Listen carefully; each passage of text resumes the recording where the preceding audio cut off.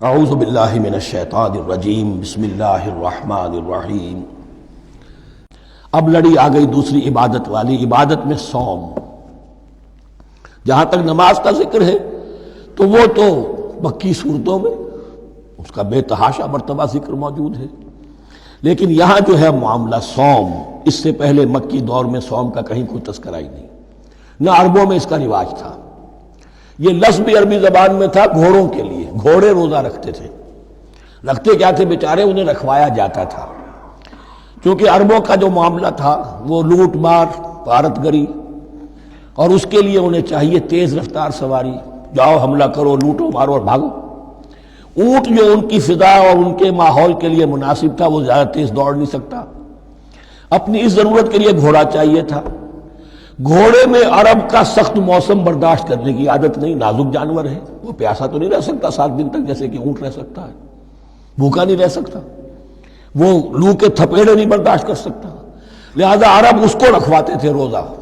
کھانا پینا بند کیا اور اس کے جو ہے منہ کر کے کھڑے ہو گئے جب گرم تیز ہوا چل رہی ہے، خود تو اپنے آپ کو لپیٹ لیا اپنے گھتنے میں، گھترا کہلاتا ہے وہ جو بھی کپڑا اوپر ہوتا ہے، اور وہ اس گھوڑے کو جو ہے وہ ساری آگ اس پر برس رہی ہے تاکہ اس میں عادت پیدا ہو جائے جھیلنے کی، برداشت کرنے کی۔ تو جنگ کے موقع پر کہیں یہ دغا نہ دے جائے، اگر یہ ہمت ہار گیا تو اس کا تو کیا کیا جائے گا، تو اصل میں سوار ہے جو مارا گیا۔ یہ روزہ ان کے ہاتھ تھا، لیکن جب حضور آئے مدینے میں تو یہاں یہود میں روزے کا رواج تھا۔ وہ ایک تو عاشورہ کا روزہ رکھتے تھے، اس لیے کہ وہ تاریخ تھی جس میں کہ نجات ملی تھی بنی اسرائیل کو فرعونیوں سے۔ پہلے یہ کہ ہر مہینے میں 3 روزے، اب اگر 30 کے 30 روزے ایک ہی مہینے میں فرض کر دیے گئے ہوتے اور وہ ہوتے جون جولائی کے تو جان نکل جاتی۔ بہترین تدبیر یہ کی گئی ہر مہینے میں، اور یہ موسم سارے آ رہے ہیں اس میں۔ پھر کچھ عرصے کے بعد یہ رمضان کا روزہ فرض کیا گیا۔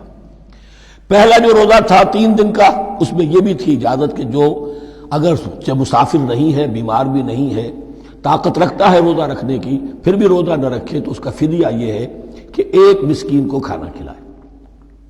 علی الاطلاق تھا یہ۔ جب رمضان کے روزے کی فرضیت ہو گئی تو اب یہ فدیہ نہیں ہے، البتہ حضور نے اس کو باقی رکھا ایسے شخص کے لیے جو بہت بوڑھا ہے، یا کوئی خاتون بہت بوڑھی ہے برداشت نہیں کر سکتی، یا کوئی بیمار ہے، کسی سخت ایسی بیماری میں ہے کہ روزہ اس کے لیے جان کے لیے ہلاکت کا اندیشہ ہو سکتا ہے، اس کے لیے فدیہ برقرار رکھا۔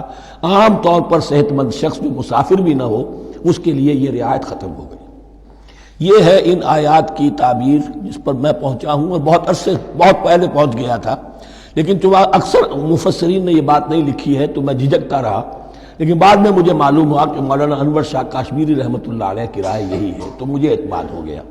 اور پھر مجھے اس کا ذکر جو ہے یہ تفسیر کبیر میں امام راضی کے ہاں بھی مل گیا کہ متقدمین کے ہاں یہ رائے موجود تھی کہ پہلی 2 آیتیں جو ہیں اس روزے سے متعلق، یہ رمضان کے روزے سے متعلق نہیں ہیں، بلکہ وہ 3 ہر مہینے کی 13، 14 اور 15 ایام 20 کے روزے حضور نے بعد بھی رکھے ہیں نفلاً، لیکن شروع میں یہ 3 روزے رکھنے کا حکم دیا گیا تھا۔ پہلی 2 آیتیں اس 6 آیتوں پر مشتمل رکوع، اور یہ ایک عجیب مقام ہے۔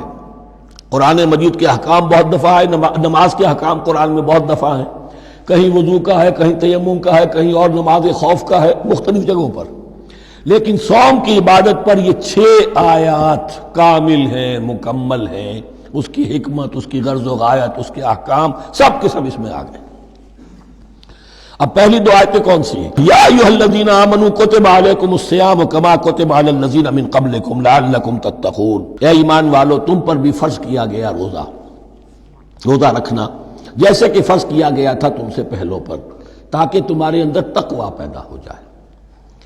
وہ جنگ کے لیے کرواتے تھے گھوڑوں کو تیار، تمہیں تقوی کے لیے اپنے آپ کو تیار کرنا ہے، بھوک کو قابو میں رکھ سکو، شہوت کو قابو میں رکھ سکو، پیاس کو برداشت کر سکو۔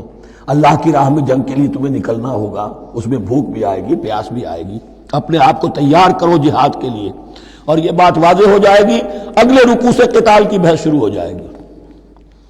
روزے کی یہ گفتگو ہو رہی ہے تمہیداً قتال کے لیے، جیسے گھوڑوں کو تیار کیا جاتا تھا، صوم رکھوایا جاتا تھا قتال کے لیے۔ ایام معدودات، گنتی کے چند دن ہیں، یہ گویا کہ ثبوت ہے اس کا کہ یہ 2-3 دن سے زیادہ، معدود جو ہے وہ عربی زبان میں 9 سے زیادہ نہیں ہو سکتا. معدودہ جب آئے گا، ایام معدودات، یہ جمع جو ہے جمع قلت کہلاتی ہے. معدودات، معدودہ بڑی سے بڑی رقم ہو سکتی ہے، لیکن معدودات جمع قلت ہے. گنتی کے چند روز ہیں. فمن کان منکم مریضا، ان میں بھی یہ رعایت ہے کہ جو تم میں سے بیمار ہو، او علی سفر، یا سفر پر ہو، فعدۃ من ایام اخر، تو وہ تعداد پوری کر لے دوسرے دنوں میں. وعلی الذین یطیقونہ، اور جو اس کی طاقت رکھتے ہوں، فدیۃ طعام مسکین، وہ فدیہ دے ایک مسکین کا کھانا کھلانا. ان آیات کی تفسیر میں جیسا کہ میں نے عرض کیا مفسرین کے بہت سے اقوال ہیں، اب میں اس کی بحث میں نہیں جا سکتا. جو میں نے اپنے مطالعے کے بعد رائے قائم کی ہے میں صرف وہی بیان کر رہا ہوں کہ اس وقت، اور یہ امام راضی کے الفاظ ہیں، کہ یہ فرضیت علی التعیین نہیں تھی بلکہ علی التخییر تھی. فرض تو ہے روزہ، لیکن اس کا بدل بھی دیا جا رہا ہے. اگر تم نہیں رکھنا چاہتے تو تم ایک مسکین کو کھانا کھلا دو. تو گویا کہ تدریجاً انہیں لانا تھا، چونکہ اس بات کے وہ پہلے سے عادی نہیں تھے.